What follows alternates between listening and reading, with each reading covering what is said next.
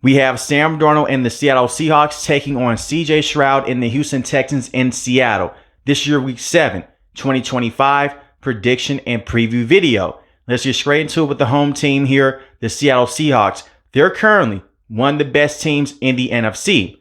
Entering this matchup against the Houston Texans, they have a 4-2 record. And they're also coming off an amazing win against the Jacksonville Jaguars, an in-division rival of the Houston Texans. They won this game 20-12, and Sam Darnold continues to be Mr. Consistent. There's a lot of questions about Sam Darnold when he signed with the Seahawks this offseason. Can he translate that success that he had last year with the Minnesota Vikings over to Seattle? And so far, so good. Last week, 16-27, 295 passing yards, 2 passing touchdowns, 0 interceptions. When you look at this offense in every single game, it has opened up with Clint Kubiak. You go back to week 1 with Sam Darnold. He was not the reason why they lost against the 49ers. They were so conservative in that matchup with the runs on third down, throwing a lot of screens to Jackson Smith and Jigba behind the line of scrimmage, and the same with Kenneth Walker III. Cooper Kupp was barely used in that first matchup against the 49ers. But every single game since then, we've seen Clint Kubiak go out there, put Sam Darnold under center, and be more aggressive with throwing the football down the field. Now, you have to be careful here, because when you look at it from this standpoint, Seattle is 4th in passing offense, but the Houston Texans, they're 4th in total defense, and they're 5th in passing defense. You have JSN, and last week he was able to go out there and dominate once again, 8 catches for 162 receiving yards and a receiving touchdown. The way that you want to go out there and target this defense of the Houston Texans, you don't want to test out their cornerbacks on the outside. They have Derek Stingley Jr., who is one of the best cornerbacks in the game, and they have Kamari Lassner on the outside playing opposite side of him. They do have Jalen Petrie, who is a very good player in that secondary, but this is the thing here with Jackson Smith and Jigba. You can move him around from being inside the slot to being an outside wide receiver. He's done majority of his damage this season as an outside wide receiver. But let's not forget, in year 1 and year 2 in Seattle, he primarily played inside the slot, playing alongside DK Metcalf and the same with Tyler Lockett. If things get sticky on the outside with Derek Stingley Jr., put him inside the slot and you can have those one-on-one matchups with a linebacker that you could target in space. And we've seen Kansas City over the last couple of years targeted linebackers in space with the Houston Texans. They've had a lot of success with that, and the same at the safety department. They no longer have CJ Gardner-Johnson. They released him from the roster a couple of weeks ago. He went to sign the Baltimore Ravens practice squad. He's back to being a free agent. But they still have Kalen Bullock on the back end, who is a very good safety. But test out the safeties and test out the linebackers underneath. And Cooper Kupp here has been a very underrated wide receiver this season. He's not the same Cooper Kupp that he was 2-3 years ago with the Los Angeles Rams, but he can still be one of the best route runners in the game. He can win a lot of one-on-one opportunities on the outside, but also move him around. JSN is going to get a lot of attention. Look at what happened in that Cardinals matchup. He was not able to get a single reception in the first half of that matchup, but in the second half, he got going. Use him as a decoy to open up passing lanes for someone like Cooper Kupp, and the same with A.J. Barner. And speaking of A.J. Barner, he had a very good game last week. He's the big tight end for the Seahawks. He had 3 catches, 71 receiving yards last week. And the longest catch of the day went for 61 yards. But we've seen him have some big-time moments this season against the Arizona Cardinals, and the same against the Steelers.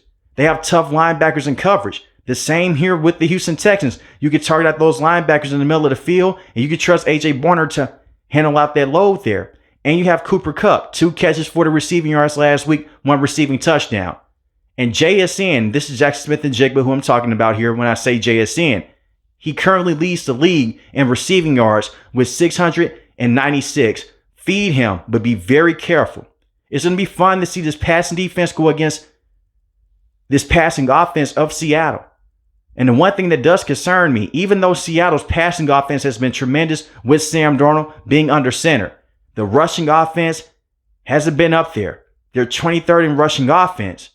And when you are one-dimensional against a team like the Houston Texans, they'll put that pressure on you over and over again. You have to get the run game going. And this feeds into my point with JSN once again. You can run some jet sweep plays to get those linebackers going from sideline to sideline. Now, the Houston Texans, their entire front seven, they are amazing against the run. You have to get a push up front with players like Gray Zabel and the same with Charles Cross at the tackle position mixed in with Abraham Lucas. But right now they're better pass protectors than they are run blockers. You have to get this run game going. Maybe you want to put another tight end on the field, but you have to give Sam Darnold that option because you get into 3rd and long. Now I'm concerned here. Seattle last week was 1 for 12 on 3rd down against the Jacksonville Jaguars. Usually when you're that terrible on 3rd down, you're going to lose the matchup, but they still found a way to win last week because their pass rush was insane against Trevor Lawrence and crew.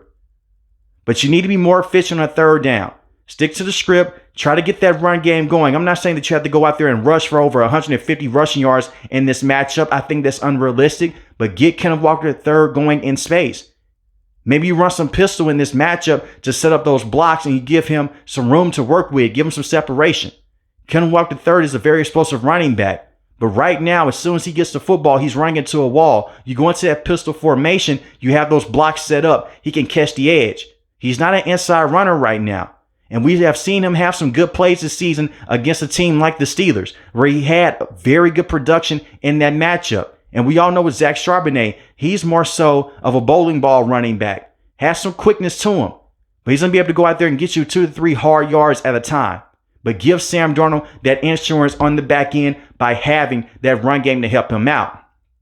And one more thing here about Seattle. This offensive line, the tackle position has been phenomenal. They've done a very good job in pass protecting. But the interior of this offensive line has to be better. Gray Zabel has had some good moments this season at left guard. But the center and the right guard, they have to step up in this matchup. The defensive tackles for the Houston Texans, they're nasty. And this is the one thing with DeMeco Ryans. He will rush Will Anderson from the inside, and the same with Danielle Hunter. And we've seen in the past with Sam Darnold, not with the Seahawks just yet. You put enough pressure on him, he may make some dumb plays down the field to try to throw the football away, or he just may try to force the football into a window where it doesn't belong.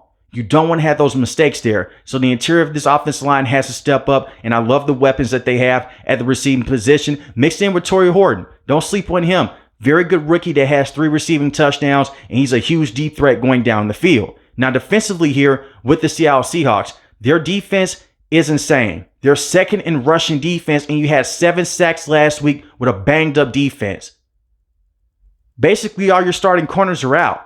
There was no Tariq Woolen. There was no Devin Witherspoon last week, and you still came away with that win. You sacked Trevor Lawrence 7 times. CJ has been sacked 12 times in the first 5 games this season. Put that pressure on CJ over and over again, and you have the personnel to do so. When you look at the Seattle Seahawks, DeMarcus Lawrence has turned back the clock. He has been a phenomenal edge rusher this season in Seattle, and he's amazing against the run, has 2 sacks on the season. You have Derek Hall, who is questionable for this matchup, but if it's 3rd and long, he pins his ears back.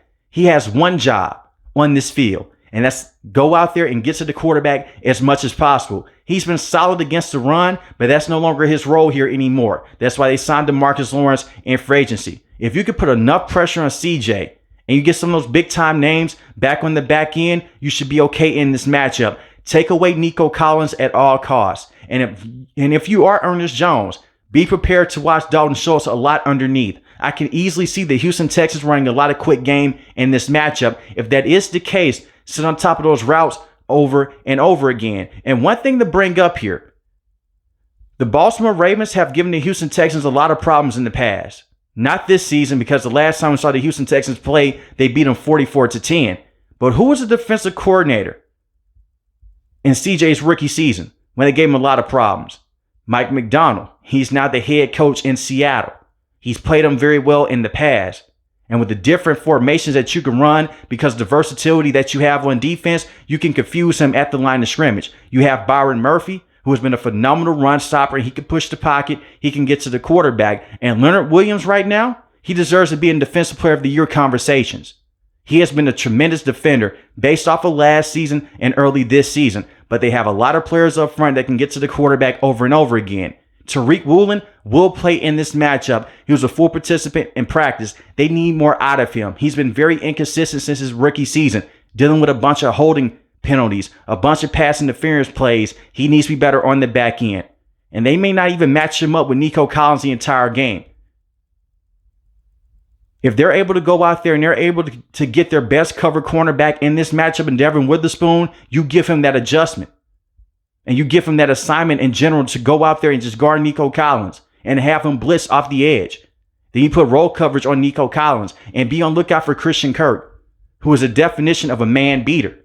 And you have Nick on the back end of this defense at the safety position with Kobe Bryant, and the same with Julian Love, who is questionable as well, to play in this matchup. But the Seattle Seahawks, it starts with getting that pressure up front, loading up, taking away that run game with the Houston Texans, and just putting that pressure on CJ and forcing him outside the pocket over and over again. Now let's talk about the Houston Texans here. They're coming off a bye week, and they're currently on a 2-game winning streak. They're 2-3 entering this matchup. When you look at what CJ has been able to do in the last 2 games before this bye week, 477 passing yards, 6 passing touchdowns, 0 interceptions. Now, granted, they played the Tennessee Titans, one of the weaker teams in the NFL. You can't help who you play. You can only go out there and you can control what happens in those games. And they did go against the Baltimore Ravens. Majority of their starters on the defense were out. But you can't help the situation that you were dealt. We've seen the Houston Texans deal with injuries over the last couple of years as well. That's just how football works. But those are confident building games for the Texans. And having a bye week after those 2 amazing wins would definitely help you kick things into the next level. But they need to start racking up some wins here. CJ, I think he's one of the best quarterbacks in the game. You have to give him enough protection up front. It's going to be very interesting to see if this offensive line can be consistent coming off this bye week. You have Ariante at the left tackle position, who is a rookie. And you have Titus Howard at the right tackle position. They should do well in this matchup. It's just the interior of this offensive line with Juice Shrugs, and the same with Jake Andrews and Ed Ingram. Can they give CJ enough time? And the pass rush is coming in at an insane rate, like how it was last week against Trevor Lawrence and the Jacksonville Jaguars. You test out those cornerbacks on the outside if they are not fully healthy. And the reason why I say that, even though Seattle's defense has been awesome, they have allowed 637 passing yards in the last 2 games because they've been banged up on the back end. So if they're dealing with injuries in that secondary, you let it rip to Nico Collins. You trust your playmaker. The same with Jaden Higgins. The same with Jalen Noel and Christian Kirk. You live through those wide receivers. Now, if they are fully healthy, a bunch of quick game will help you out in this matchup. A bunch of short passes and up tempo. You tire out this defense. You tire out this front 7. And you use motion to get Woody Marks going. Had a very good game against the Tennessee Titans and had some splash moments against the Baltimore Ravens. We all know that Nick Chubb is still the bell cow with this organization because Joe Mixon is out still dealing with that foot injury. But give Woody Marks more carries in this matchup and give him more targets out of the backfield. Now, Ernest Jones is a tremendous linebacker in coverage. You don't want to test him out every single time. But you can find some mismatch advantages underneath with your playmakers like Nico Collins and the same with Christian Kirk. And you force those players to step up. We know that Nico Collins is one of the best vertical threats in the game in 50-50 situations. Look at what happened in the Tampa Bay Buccaneers matchup. That first drive was beautiful. Look at what he was able to do in just 2 catches against the Los Angeles Rams. And this is a very interesting thing here. You would think that CJ has taken this step back with the Houston Texans this season. It hasn't been that way. In week 1 against the Rams, they lost this matchup 14-9. It came down to a fumble by the backup running back on a screenplay and an interception that CJ technically did throw. But Jaden Higgins let Kobe Durant come out of nowhere to take the football out of his hands. It wasn't on CJ. He played well enough in this game. The same against the Tampa Bay Buccaneers and against the Jacksonville Jaguars. They just need their offensive line to step up and run some more up-tempo in this matchup. But Christian Kirk and Dalton Schultz, they have to step up in this game. You have that bye week. You have extra rest and extra preparation for the Seattle Seahawks, even though the Texans are traveling to Seattle. And a programming note here. It's crazy to think about that this game is going to start at 9 p.m. That's insane. We get 2 Monday Night Football games once again.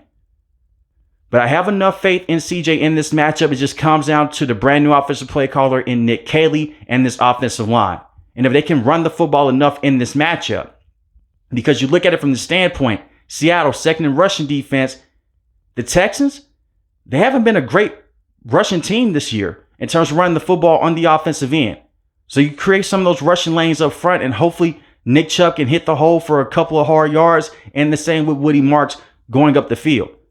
And defensively here for the Houston Texans, this is where they make their money every single week. They've been in every single game, regardless of how the offense is playing, because of their defense. You have to put that pressure on Sam Darnold. A bunch of twists, a bunch of stunts will help you out in this matchup, especially the power stunt against the run. You take away that run game, you make it non-existent.